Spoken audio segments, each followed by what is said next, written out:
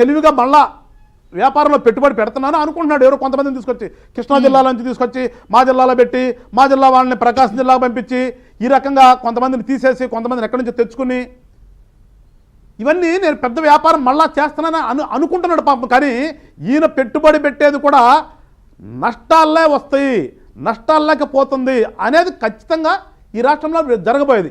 ఎందుకంటే ఇతని వ్యాపారానికి ఇక అంతం అయిపోయింది, ఇతని వ్యాపారానికి టైం అయిపోయింది.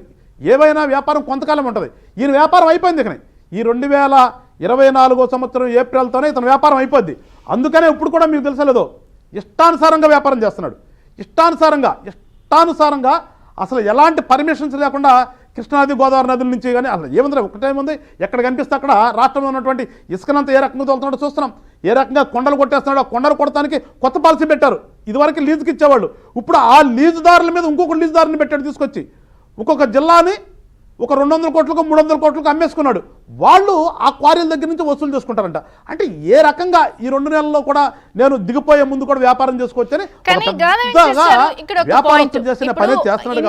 కొంత స్తబ్దుగా ఉన్నారు, నోరు మెదపకుండా ఉన్నారు. కోల్డ్ వార్ ఉందని అనుకున్నా, ఇప్పుడు డైరెక్ట్ అటాక్ గా మారిపోయింది. వాళ్ళంతా ఓపెన్ అయిపోతున్నారు. వచ్చి మరి అని పడేసి టీడీపీ జనసేనకు వచ్చేస్తున్నప్పుడు ఇది మీకేం ఇబ్బంది అవదా? రేపు వెళ్ళొద్దున్న ఎలక్షన్లో మొత్తం బిలబిరామంట మీకు ఇక్కడ బాగున్నాయి వైబ్స్, ఇక్కడ మీరు గెలిచే అవకాశాలు ఉన్నాయి అని అనిపిస్తున్నప్పుడు అందరూ వస్తే మీకు ఇబ్బంది అవుదా? అది అంటే ఒక రాజకీయ పార్టీగా ఏంటంటే బలం పెంచుకోవడానికి తెచ్చుకుంటారు. జనరల్గా రాజకీయాలు ఏంటంటే ఎవరు వచ్చినా కానీ రాజకీయాల్లో జరుచుకుంటారు. కానీ నా వ్యక్తిగతంగా నేనైతే ఏమైనా తెలుసుకున్నానంటే ఇక్కడ ఏ చెట్టు పచ్చగా ఉంటే ఆ చెట్టు మీద వాలేవాళ్ళు కొంతమంది ఉంటారు. ఏ చెట్టు పచ్చకుండా ఆ చెట్టు దగ్గరికి వెళ్ళిపోతారు. నాకు చెట్టు పచ్చగా ఉన్న చెట్టు మీద ఉంటానని చెప్తే నేను ఆ చెట్టుని చిగురుద్దామనే ఆలోచన ఉండదు వీళ్ళకి అసలు నీళ్ళు పోసి ఆ ఎండిపోయే చెట్టుని పెంచుదామనే ఆలోచన లేకుండా ఎక్కడ పచ్చగా ఉంటే అక్కడికి వచ్చేవాళ్ళు కొంతమంది ఉంటారు.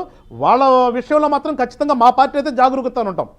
మా పార్టీలో ఊరకనే ఏదో ఎగిరి వచ్చేసి మాకు ఇక్కడ లాభం వస్తే లాభం పెట్టుబడి పెడదామన్న వాళ్ళ విషయంలో అయితే నాకు తెలిసినంత వరకు మా నాయకుడు జాగ్రత్తగానే ఉన్నాడు.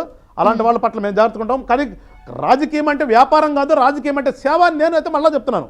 వీళ్ళు కూడా ప్రజలకు సేవ చేద్దాం, ఈ రాష్ట్రంలో అభివృద్ధిలో కానీ ఈ ప్రజలకు మంచి చేసే దాంట్లో కానీ మనం భాగస్వాములు అవుదాము అనే ఆలోచనతో ఉన్నటువంటి రాజకీయ నాయకులైతే ఓకే. కానీ కేవలం మేము వ్యాపారమే, మాకు వ్యాపార ధోరణే మాది, వ్యాపారమే అనుకునే వాళ్ళ విషయంలో మాత్రం ఖచ్చితంగా జనసేన పార్టీ ఒక జాగరూకత ఉంటుంది. ఎట్టబడితే అట్లా వచ్చిన వాళ్ళని మేమైతే మా నాయకుడు అయితే హక్కును చేర్చుకుంటాడని అయితే నేనైతే అనుకోవట్లేదు.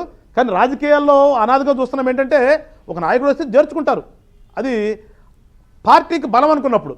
కానీ మేము మా నాయకుడు సిద్ధాంతం మీరు చూస్తూ ఉంటారు.